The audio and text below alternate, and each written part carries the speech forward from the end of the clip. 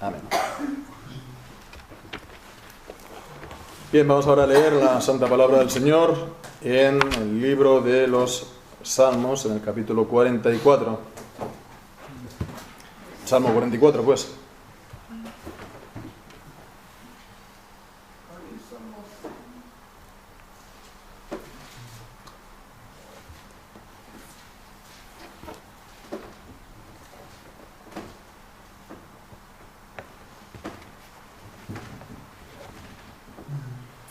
Bien, pues vamos a leer. Dice así la palabra del Señor al músico principal, Masquil de los hijos de Coré. Oh Dios, con nuestros oídos hemos oído, nuestros padres nos han contado la obra que hiciste en sus días, en los tiempos antiguos. Tú con tu mano echaste las naciones y los plantaste a ellos. Afligiste a los pueblos y los arrojaste, porque no se apoderaron de la tierra por su espada, ni su brazo los libró, sino tu diestra y tu brazo y la luz de tu rostro, porque te complaciste en ellos. Tú, oh Dios, eres mi rey, manda salvación a Jacob. Por medio de ti sacudiremos a nuestros enemigos, en tu nombre hollaremos a nuestros adversarios. Porque no confiaré en mi arco, ni mi espada me salvará. Pues tú nos has guardado de nuestros enemigos y has avergonzado a los que nos aborrecían. En Dios nos gloriaremos todo el tiempo y para siempre alabaremos tu nombre, Selah. Pero nos has desechado y nos has hecho avergonzar y no sales con nuestros ejércitos. Nos hiciste retroceder delante del enemigo y nos saquean para sí los que nos aborrecen. Nos entregas como ovejas al matadero y nos has esparcido entre las naciones. Has vendido tu pueblo de balde y no exigiste ningún precio. Nos pones por afrenta de nuestros vecinos, por escarnio y por burla de los que nos rodean. Nos pusiste por proverbio entre las naciones. Todos al vernos menean la cabeza. Cada día mi vergüenza está delante de mí y la confusión de mi rostro me cubre. Por la voz del que me vitupera y deshonra, por razón del enemigo y del vengativo. Todo esto nos ha venido y no nos hemos olvidado de ti y no hemos faltado a tu pacto. No se ha vuelto atrás nuestro corazón ni se han apartado de tus caminos nuestros pasos, para que nos quebrantases en el lugar de chacales y nos cubrieses con sombra de muerte. Si nos hubiésemos olvidado del nombre de nuestro Dios o alzado nuestras manos a Dios ajeno, ¿no demandaría Dios esto? Porque Él conoce los secretos del corazón. Pero por causa de ti nos matan cada día. Somos contados como ovejas para el matadero. Despierta, ¿por qué duermes, Señor? Despierta, no te alejes para siempre. ¿Por qué escondes tu rostro y te olvidas de nuestra aflicción y de la opresión nuestra? Porque nuestra alma está agobiada hasta el polvo y nuestro cuerpo está postrado hasta la tierra. Levántate para ayudarnos y redímenos por causa de tu misericordia. Amén. Señor, bendiga su santa palabra.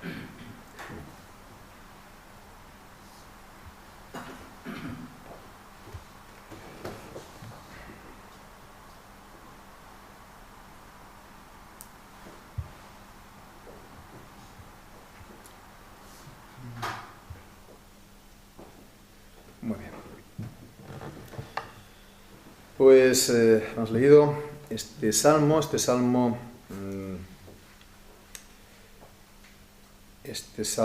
que es, por una parte, lamentación, por otra parte también una expresión de confianza, como tantos otros salmos en la palabra del Señor.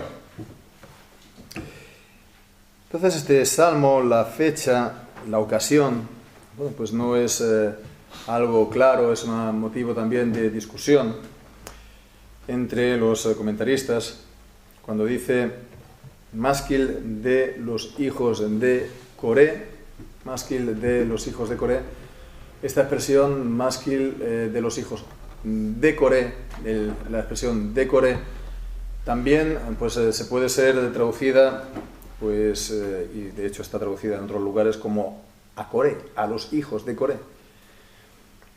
y es también la manera como muchas otras veces se dice másquil de David, ¿no? O salmo de David.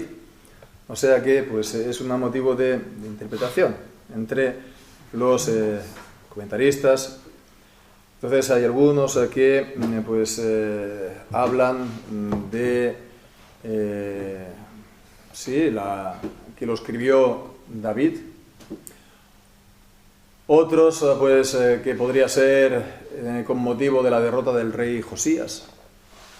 Otras derrotas de los reyes de Judá y otros incluso de la época muy posterior, ya en la época entre los dos testamentos, entre el Antiguo Testamento y el Nuevo Testamento.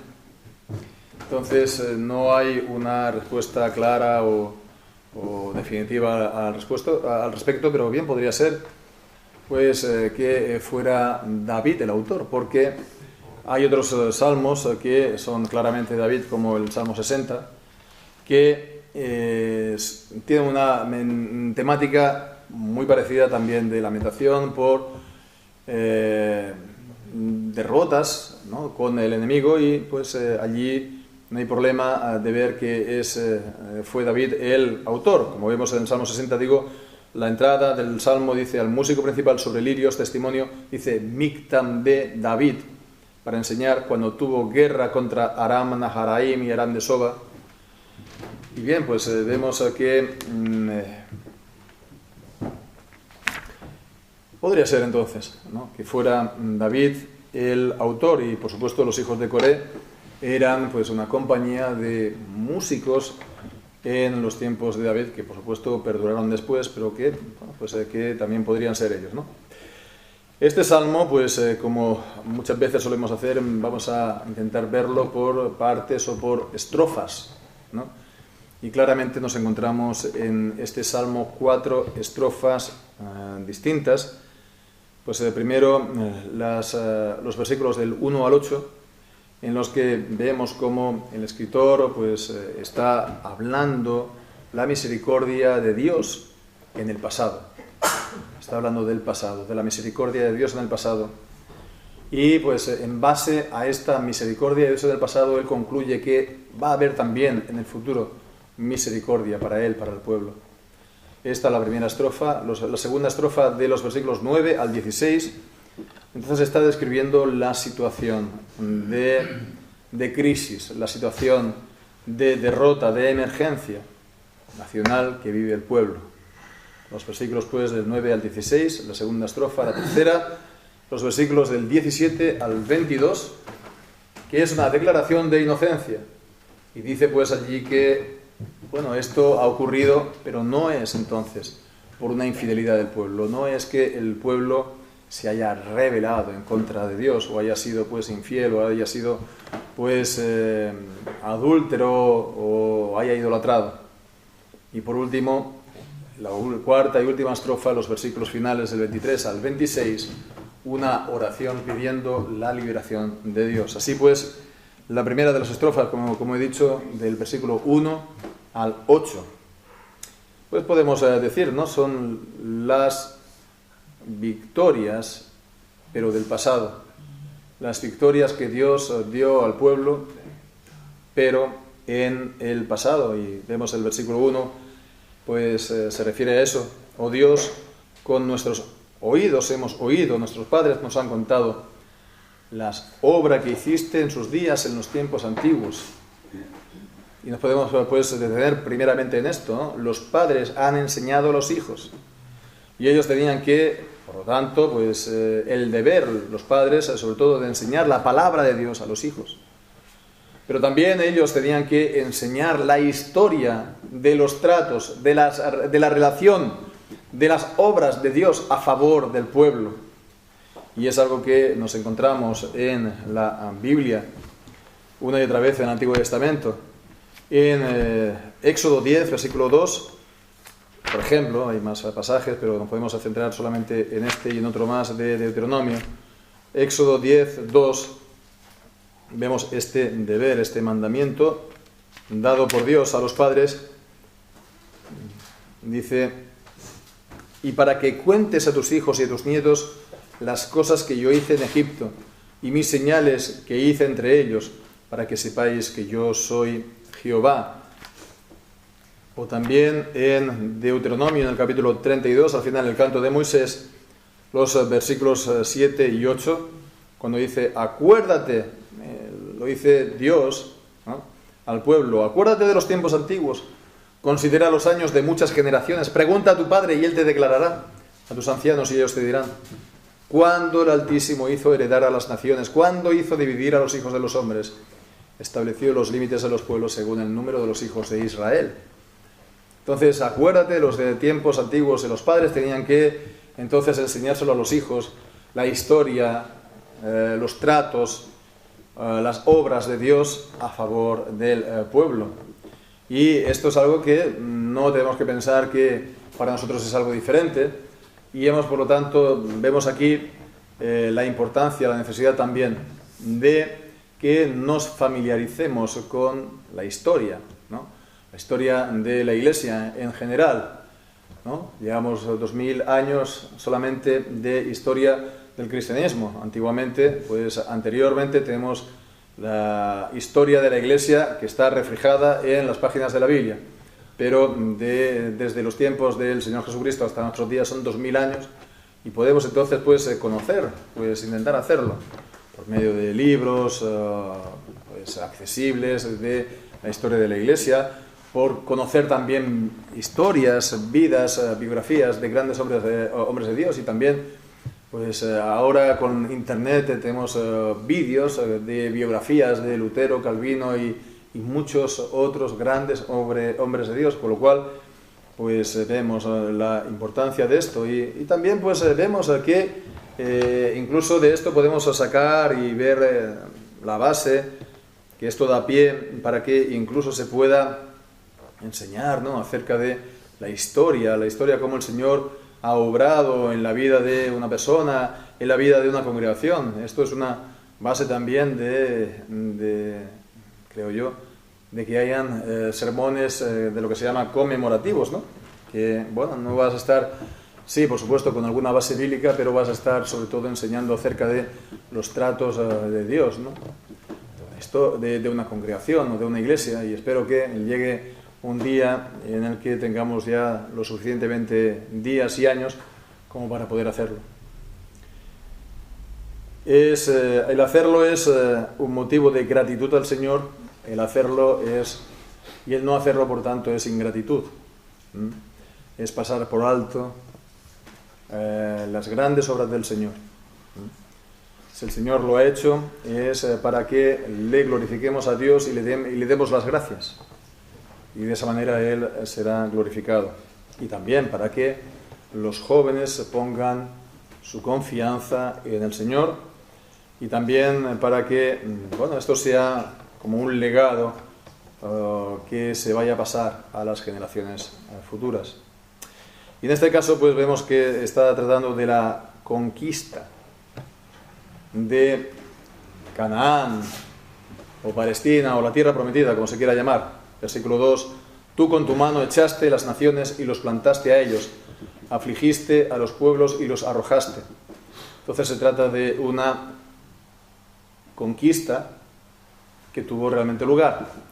El libro de Josué nos está hablando de una verdadera y real conquista. Hemos estado leyendo esta mañana pues el capítulo 15 de Josué, con tantos nombres de aldeas y de pueblos que eran a veces pues difíciles de pronunciar. Y la importancia de esto, pues, ahora se ve. En los capítulos de la Biblia se nos habla, se nos da un registro detallado de estas conquistas. Y si se pasan por alto, por las razones que sean, pues entonces se pierde de vista el carácter histórico de esta conquista. Y se acaba diciendo pues cosas realmente pues, sorprendentes. Como que no hubo conquista por parte de Josué, o hacer cosas así que... Bueno, lo que era es que Israel era un pueblo que ya vivía ahí en Canaán, y entonces no fue una conquista, sino que fue una rebelión campesina. Eso es una visión alternativa, ¿no?, entre la teología liberal que se dio a la conquista de Canaán, a la conquista bíblica de Canaán.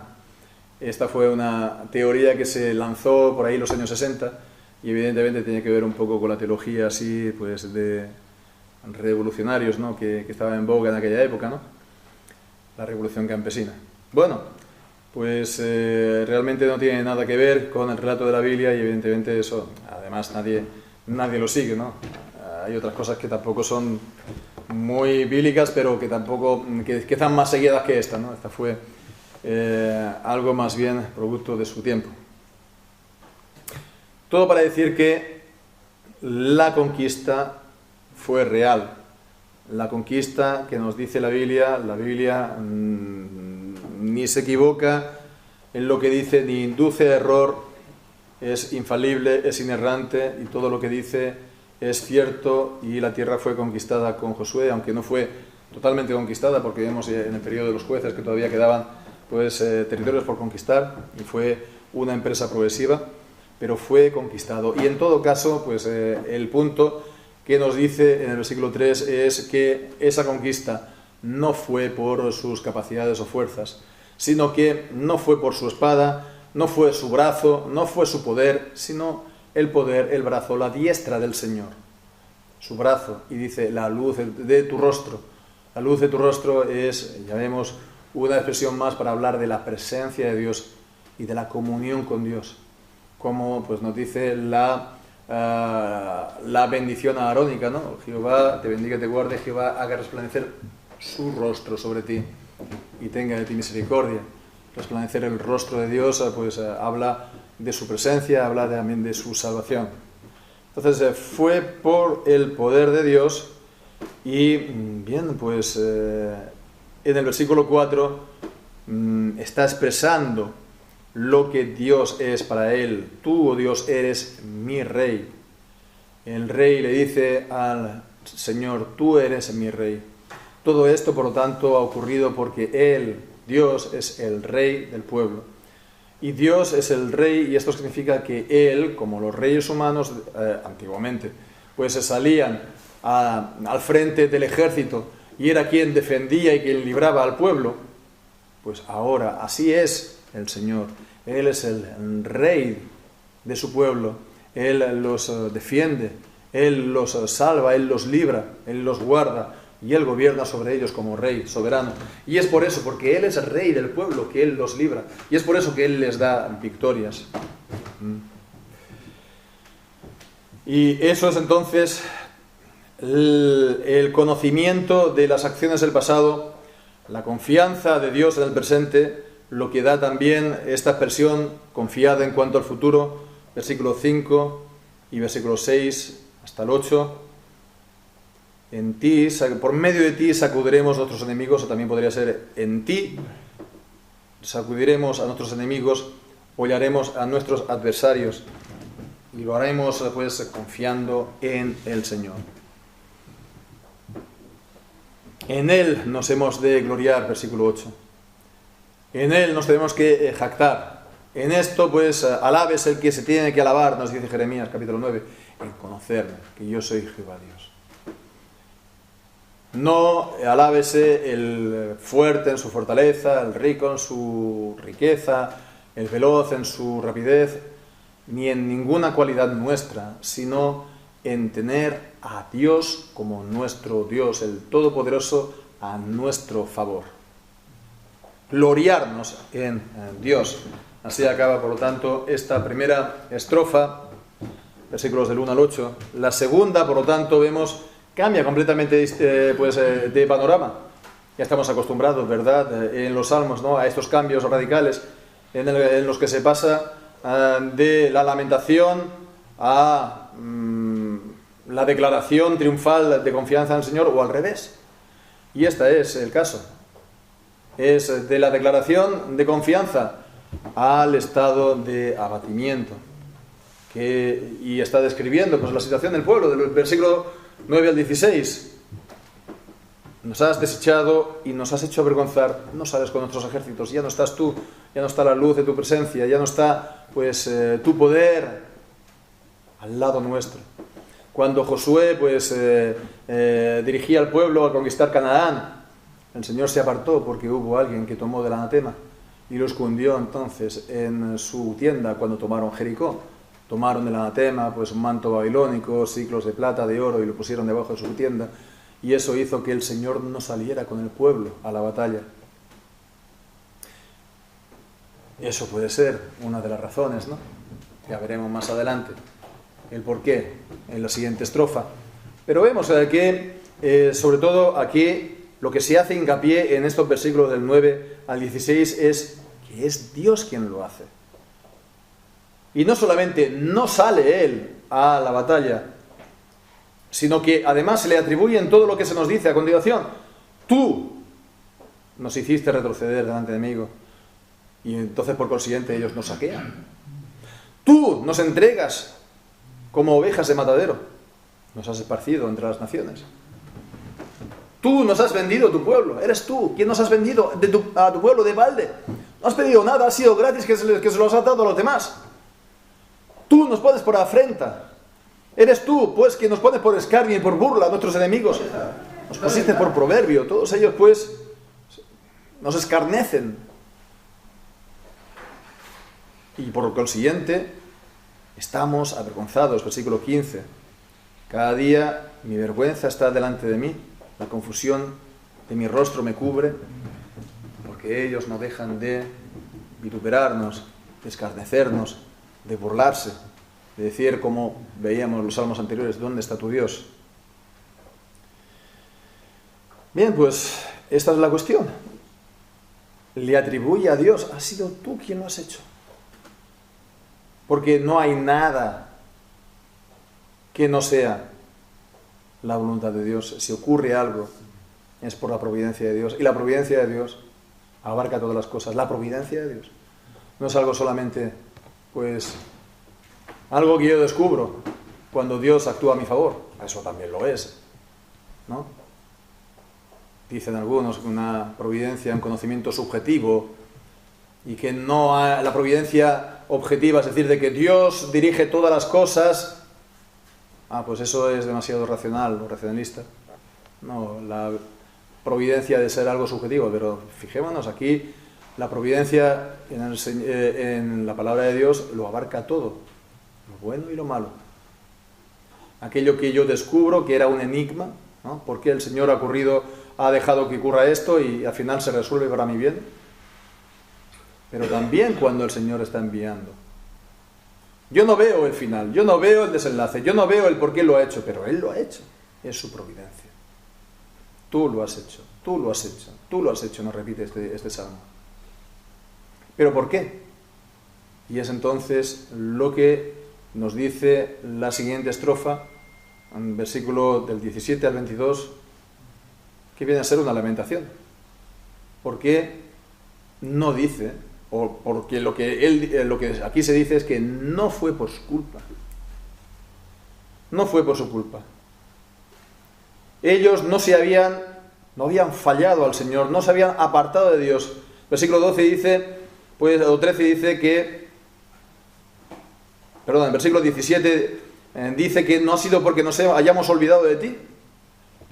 No nos hemos olvidado de ti, no hemos faltado tu pacto. La idea en el hebreo es actuar falsamente. No hemos falseado tu pacto, no hemos actuado engañosamente. No hemos dicho que sí, Señor, y nosotros después hacemos lo que queramos. No hacemos esto. Intentamos hacerlo en fidelidad a ti. No nos hemos apartado de ti, como también dice el versículo 18. No hemos apostatado, no se ha vuelto atrás nuestro corazón, ni se han apartado de tus caminos, de nuestros pasos. Y aprovecho para decir que últimamente pues parece ser que está bastante en boga que haya gente que apostate de la verdadera fe, incluso pastores. Y que no solamente que se aparten, sino que renieguen completamente de la fe en el Señor. No es una epidemia, pero sí que hay casos, ya no es uno, ya son dos tal vez, o tal vez más. Y eso ya parece ser que parece, como si fuera esto un síntoma más que una anécdota. Pero no es el caso. No han apostatado, no han renegado del Señor, no se han apartado y ellos han sido quebrantados. Como dice el versículo 19, para que nos quebrantases en lugar de chacales. El lugar de chacales en la Biblia, cuando aparece, es la idea de un lugar desolado, de desolación, de destrucción, como vemos a continuación, y nos cubrieses con sombra de muerte, la expresión sombra de muerte, un lugar de desolación y de muerte. Y lo que decíamos, no es por el pecado del pueblo, Y aquí es lo que dice, una declaración de inocencia, versículos 20 y 21.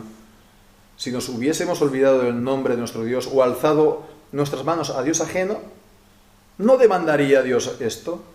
Porque Él conoce los secretos del corazón. No es por falta nuestra, no es porque hayamos abrazado otros dioses, hemos sido fieles. E incluso, pues, Él dice, si fuera así realmente, que el Señor nos lo demande. Y esto es lo que pues, nos encontramos en otros salmos, sobre todo el Salmo 7, cuando dice en el versículo 7, versículo 4 y 5, Salmo 7, versículo 4 y 5,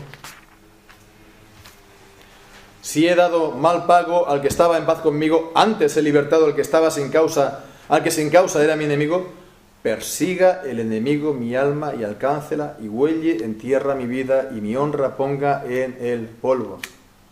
Es una declaración de inocencia. Y para decir esto, evidentemente, uno tiene que tener una conciencia muy limpia y muy transparente delante del Señor. Y es de lo que, como hemos visto también otras veces, otras semanas anteriores, también nos hemos de esforzar delante del Señor, de tener una conciencia sin caída, sin tropezadero. El Señor nos cubre los pecados, ¿verdad? Sí, pero hemos de esforzarnos, de estar con una conciencia limpia delante del Señor, purificada por el Señor, evidentemente, por nuestros pecados pasados, pero esforzarnos a que no caigamos y no añadamos culpas, ¿no? a nuestra alma, a nuestra vida. Así hemos de tener esta conciencia limpia delante del Señor. Así pues, dice el versículo 22, por causa de ti nos matan cada día, somos contados como ovejas para el matadero. Por causa de ti, es por ser pueblo tuyo, es por haber recibido tu revelación, es porque tú nos has santificado y puesto aparte, es porque tú nos has dado tus oráculos y tu palabra, es porque tú nos has mandado la adoración que quieres que te demos, es porque tú nos dices cuáles son, es tu voluntad y sus mandamientos para que andemos en ellos, para que no andemos nosotros a la manera del mundo, según las ideas del mundo, en las corrientes del mundo, leyendo pues exclusivamente o prácticamente ideas del mundo y libros del mundo, sino que nos pongamos a leer la santa palabra del Señor. Y el Salmo número 1 nos dice que en su ley medita de día y de noche. Por lo tanto, vemos, esta es la ocupación del pueblo de Dios, o debe serlo, y del creyente principalmente. Eso no excluye de que no leamos libros fuera de la Biblia. No excluye que leamos pues, novelas que sean buenas, evidentemente, que no sean pues cosas que nos manchan o que sea una vanidad, pero bueno, hay cosas que están bien, que están escritas bien. Como también hay cosas de la literatura o de la filosofía, ¿no? que están bien, pueden estar bien, pueden ser interesantes, aunque por la filosofía pues uno nunca jamás va a ser salvo, ni va a conocer a Dios como su Salvador, pero bueno, puestos a alimentar a su mente, a tener las neuronas ocupadas, pues puede venir bien, ¿no? Pero nunca en la palabra de Dios nos va a decir que hemos de estar nosotros día y noche meditando estas cosas, o día y noche leyendo pues novelas, o libros de filosofía, o escuchando canciones o música del mundo, o estar pues leyendo y viendo canciones o películas del mundo, sino que hemos de estar leyendo la palabra de Dios día y noche. Y tal vez esto hoy en día a la gente le pueda suponer que esto es ser demasiado cerrado, o demasiado radical, una respuesta muy anticultura, y hemos de estar más en intercambio con la cultura, ¿verdad? En diálogo con la cultura, porque no somos tan distintos como los demás, porque en cuanto lo hacemos o lo queremos hacer ya nos volvemos como los fariseos, etcétera, etcétera. Pues yo digo que aquellos que últimamente han estado pues al final dejando el ministerio incluso, no solamente la fe, el ministerio, sino incluso la fe, pues qué curioso que también representa un poco una corriente de más abierta a las ideas y a la cultura contemporáneas. Así que hemos de estar muy, muy, muy atentos a esto. Cuando nos convertimos a Dios y a su palabra. No nos convertimos a Dios sin su palabra. No nos convertimos a Dios aparte de su palabra. nos convertimos a Dios y a su palabra. Y si es necesario dejar todo lo demás para quedarnos con la palabra de Dios, pues amén y alabado sea el Señor. Así sea.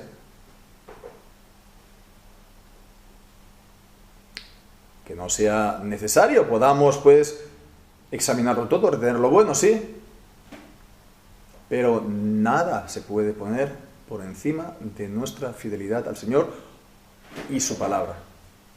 Y no podemos pretender ser fiel al Señor si la palabra de Dios pues no le encontramos el interés, ¿no? Porque hay que ser demasiado cerraditos.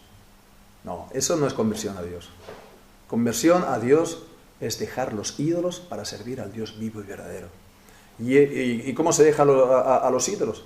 Tomando la palabra de Dios. ¿Para qué? Para guardarla. Para guardarla. Bien, pues es la manera que pueden llegar cosas como esta y decir, no es por falta nuestra, porque no nos hemos olvidado de ti. No es por falta nuestra, porque no hemos faltado a tu palabra, ni a tu pacto. Ah, pero si no hacemos esto, si nos vienen todas estas cosas, no lo podremos decir. Tenemos que decir, nos ha venido todo esto y nosotros ciertamente nos hemos olvidado de ti. Nosotros ciertamente hemos falseado tu pacto. Nosotros ciertamente no hemos dado la atención que debiéramos haber dado a tu palabra, porque nos hemos olvidado de ella, porque la encontramos pesada, muy cerrada y queremos otras cosas del mundo. Así pues, puestos a escoger, tener la conciencia limpia.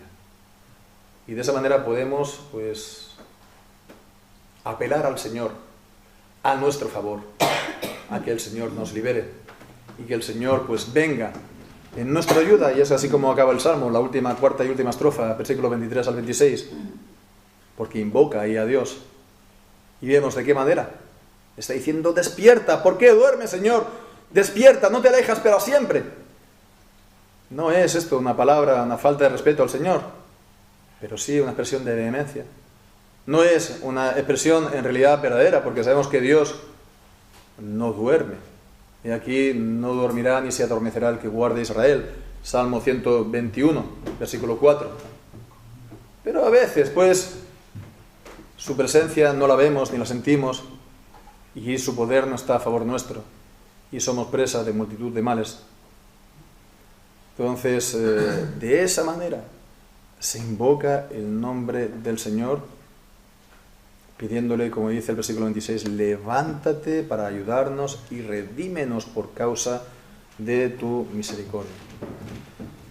Pues en definitiva, y con esto concluimos, hemos visto pues este salmo, podemos decir que es un salmo para la iglesia mártir, para la iglesia que es fiel al Señor y que por ser fiel al Señor le vienen los males en este mundo.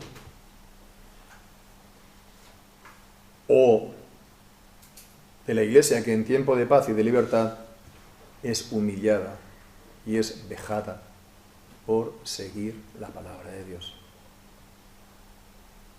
Que todos se ríen y los adversarios la menosprecian,